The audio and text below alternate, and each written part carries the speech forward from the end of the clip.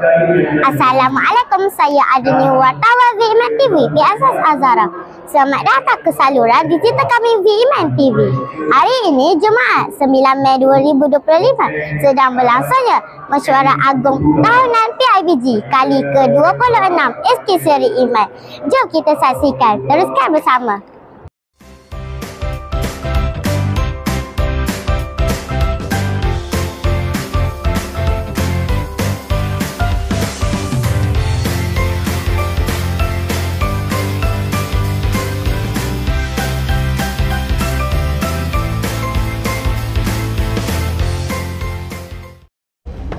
Assalamualaikum, saya Wani Hurbiah, wartawan VIMAN TV PSS Azhara.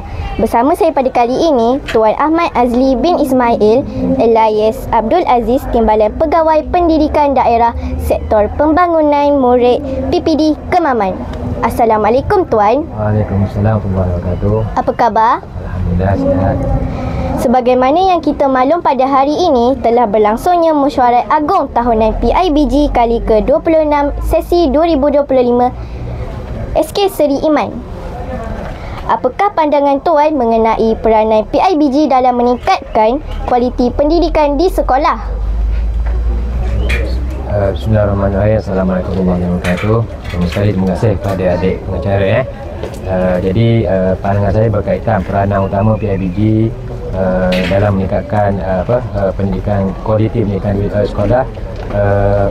PIBG merupakan perantara di antara komuniti pendidikan dengan komuniti ibu bapa di luar sana. Jadi penghubungan antara mereka ni, mereka dapat membantu kita dari segi orang kata sumbangan, sama ada tenaga dan orang kata masa, serta berkaitan dengan wang ringgit lah. Sekurang-kurangnya pendapat mereka, perkongsian mereka yang mereka beri itu, orang kata dapat membantu sedikit berkaitan dengan kejayaan di peringkat sekolah. Akhir sekali, sedikit ucapan dan harapan daripada Tuan kepada jawatan kuasa PIBG yang telah dilantik.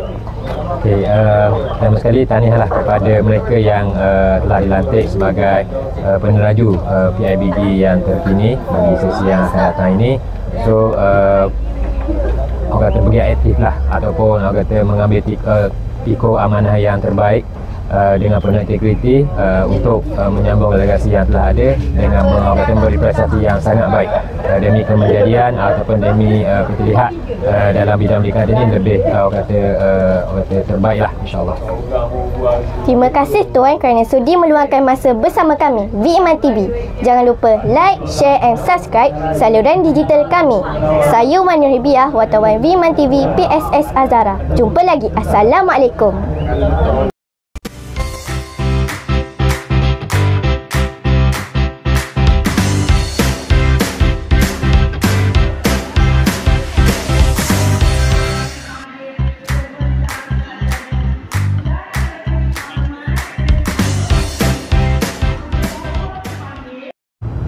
Alhamdulillah, selesai sudah Mesyuarat Agung Tahunan PIBG kali ke-26.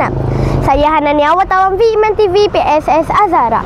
Jangan lupa like, share and subscribe saluran digital kami VIMAN TV. Semoga kita berjumpa lagi di lain episod. Bye!